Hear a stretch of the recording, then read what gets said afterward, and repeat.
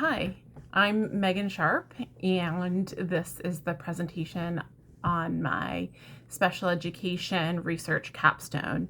It's entitled Post-Secondary Transition, It's a Process. My problem statement for this project. So by the time a student in special education reaches the age of 14, their IEP team must begin to develop a post-secondary transition plan, which is designed to move them from their secondary education or high school into the adult world. There is federal guidelines for this under Section 300.43 of IDEA. Transition services are based on the student's needs and individuality and are a coordinated set of activities for a child with a disability. That they're designed to be within a results-oriented process that's focusing on improving the academic and functional achievement of the child with a disability, to facilitate their movement from school to post-school activities. Those include post-secondary education, vocational education, integrated employment, continuing and adult education, adult services, independent living, and community participation. I currently work in special education at the high school level, and the students that I work with are close to entering the adult world. I found that I had a basic understanding of the transition process, but certainly it's an area that I could learn more about. I sit in several IEP meetings with students who are between the ages of 15 and 18 years old, and the transition plan seems to be more of an afterthought at the IEP meeting as opposed to the driving force. I always felt that it seemed like there's more that should be done. I would find myself questioning, was there a timeline given to families so they understood the process? Were adult services explained to them? Do they know what the student's next step immediately following high school is going to be? I wasn't sure if I was the only person feeling that way or if my colleagues had a different process or more secure in their understanding of post-secondary transition. So through this project, I hope to gain a better understanding of the transition process and the factors that form the transition plan. I want to increase my knowledge of the resources available to students and families post-high school so that I can better advocate for them. I also sought to gain a better understanding of how my colleagues approach the transition process, their thought processes, and how they involve students and families. And that at the completion of this project, my goal would be to share the information with my colleagues with the intent to provide more clarity on the factors that influence the transition plan for both teachers and families. The research question in which this research was focused on is, what are the post-secondary transition practices and policies for special education students in a Massachusetts public high school? The purposive sample includes representation of the high school special education department.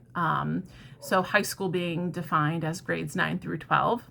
The special education department contains 4 inclusion special education teachers, 2 therapeutic teachers, 1 self-contained special educator, 1 speech and language pathologist who is also the lead teacher, a school psychologist, and an IEP coordinator. They were selected because they are the professionals who work with students in various parts of the transition process. The setting is a small suburban high school in Massachusetts. It's the only high school in the district with about 600 students. About 80 of those students are classified as part of the special education program for grades 9 through 12.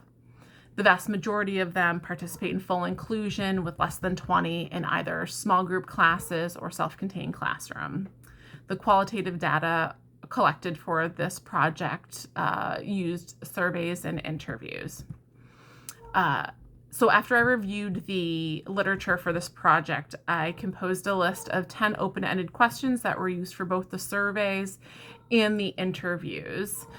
These questions covered demographic information of the person completing the survey or being interviewed, specific questions about the development of transition plans, as well as additional resources. The survey was sent to the population I previously described. 8 surveys were sent out, 5 were returned. All of the surveys that were returned were completed by special education teachers, and their experience ranged from 3 years to 26 years. When I interviewed, I selected two very seasoned members of the special education department to interview. The speech and language pathologist, she is well versed in the area of transition, and often leads that area of the IEP and transition meetings, as well as the IEP coordinator. He chairs all of the IEP and transition meetings. I also examined the school's Google site on post-secondary transition to see what processes were outlined there. And that also includes the services that are available to families, as well as I reviewed the state's transition planning form. Through the data analysis, I was able to identify 5 themes, with the most significant theme driving the transition process being the students' goals and interests. The goals and interests were universally reported by all participants in the survey, as well as both individuals interviewed. Students' goals and conversations, the students' goals and conversations with the students about what they would like to achieve. That was one example of a response. Another response would be to identify the students' future ambitions and necessary skills required to attain those goals, the students' visions for themselves. The majority of, actually all the respondents to the survey indicated that goals and interests were really the number one factor driving the transition plan. Within that larger theme, 3 sub-themes were developed, and those were education and vocation, and those actually were the 2 larger sub-themes, and then independent living, and that includes housing and transportation. The next significant theme that was developed, or that contributes to developing a post-secondary transition plan, was resources. And that was a broad term including agencies, programs, and services. Most of the participants, 5 of them, were able to identify the community resources available to students in the area where they live, and all but 1 were able to identify outside agencies or services or service providers by name, or they would generally state them, like state agencies or outside providers. The next large fact driving this would be the involvement of families and students. However, the level of involvement varied with the responses. Some noted that families and students would just provide feedback with goals and ideas that were presented, and in other ways, families would actually bring kind of plans forward or programs forward for the school to discuss. Needs and skill development was the next one that was the next factor that was recognized in transition planning, and most noted some level of influence of this theme on the development of the plan. And the final theme outlined in the post-secondary transition process is support. And this was also a broad category, including accommodations, accessibility, and other various levels of support. Some evidence that supports that, a quote is, "I've found that while the resources were given to them, they still did not access them unless someone was helping them to do so. Accessibility and accommodations that would be needed, and different levels of support." The data that was collected also reflected that the transition process is an ongoing one. Again, in Massachusetts, it begins at latest at the age of 14, sometimes earlier. And so the participants were asked to explain how the plan changes and evolves over time. Most of the responses indicated that, again, as the goals and interests of the students change, so does the plan. And the plan should get more specific as the student gets older. Sometimes when the transition plan starts, many students do not really have an idea as to what their future is going to entail. But as they get older, the plan evolves and more detail and more specificity is added.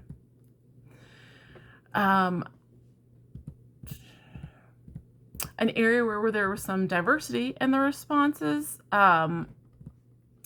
was asking about how need was assessed. So when developing the transition plan, how do you assess the greatest area of need? Some respondents were more vague, just citing communication with the student and family, or possibly the ongoing collection of data for IEP goals. However, the two participants were able to provide more specific responses with formal measures such as inventories or transition surveys like the Vineland or the Massachusetts Department of Education survey and Massachusetts Career Inventory survey. I also asked the participants if they had ideas and suggestions for improving post-secondary transition, and the responses in this category included clarification around the process and more follow-through with outside agencies. As I previously mentioned, the reoccurring pattern in driving the post-secondary transition plan or the goals and interests of the students, this makes sense as the whole plan is designed so that the student will be successful transitioning from the student world to the adult world. So the goals and interests should be the significant factor driving the plan. And then the largest two subcategories, education and vocation, within goals and interests, also make sense. The IEP is developed in an education setting. It's typically developed in a school setting. So it makes sense that the fact that many students, or the fact that the team is discussing the post-secondary education and how students will progress through that, through the transition process as mentioned. Many students will choose to enter the workforce immediately after graduation, so that makes sense as well. However, as students transition from school to adulthood, more than work and education complete a life, and what that life will be like after high school. So it was actually surprising to see that independent living skills and transportation were not readily mentioned, nor was the social aspect of life. That was not discussed. So while I don't have data as to why that was the case, my opinion is that the students currently attending this particular school in the special education department working in transition may possibly be higher functioning and not need those levels of support in those areas. However, it still was slightly surprising since the transition form specifically mentions questions about community involvement, living situation, and transportation. Another thing that was interesting to learn through this research is that from the data collected, the goals and interests drive the plan, but that the transition plan was not always a big part of the IEP or even thoroughly discussed.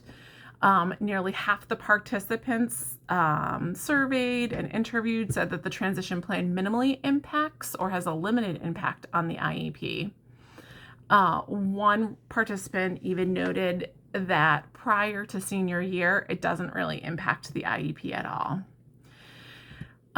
When respondents were asked how to improve the plan, the responses around clarity of the process was important, and they suggest more training, checklists, accountability, and clarity on who handles which aspects of the transition process. So in combining these pieces of feedback, it seems that the transition process is not completely understood by all those who participate in it. In some cases, the plans are being underdeveloped and not supporting students the way that they should. Those surveyed do not seem aware of transition materials that are available to them and to families.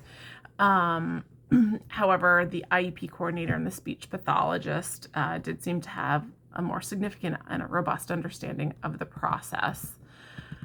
I did thoroughly scour the public's website for more information relating to transition. I was not able to find much there, but the speech and language pathologist provided me with a link, a Google site link, that provides a clear timeline and links to the resources. It's interesting, though, that many of my colleagues in the department were unaware of these resources. I did discover that many of the responses and the information collected from this research is in line with what I discovered during the literature review. Almost all students participate in the transition process to some degree, but that does vary. Another interesting thing that I connected from the literature review back to the information that I found is parent involvement and the parent's belief of transition, of what their child is receiving. In one of the articles, Mello noted that 54% of the parents reported that their children participate in transition services. So that's roughly half, when the legal mandate is that all students do. However, when teachers were asked, they said that yes, 100% of students do participate in it. So better education for parents may help them to understand what is going on regarding the transition process. So better communication between home and school, as well as stronger relationships.